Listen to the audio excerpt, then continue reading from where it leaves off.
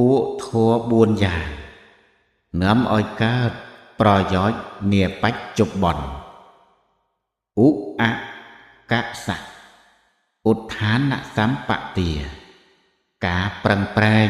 ធ្វើការងារមិនខ្ជិលអរខសម្បទាការថែរក្សាទុកដាក់ទ្រព្យសម្បត្តិដោយល្អកល្យាណមិត្តតាភាពជាអ្នកសេពគប់មិត្តល្អសមជីវិតាការចិញ្ចឹមជីវិតស្មើតាមលទ្ធភាពទាំង4យ៉ាងនេះជាប្រយោជន៍នាបច្ចុប្បន្ននាំឲ្យកើតនៅទ្រព្យសម្បត្តិនាំឲ្យកើតនៅសន្តានល្អនាំឲ្យកើតនៅមិត្តភាពល្អនាំឲ្យកើត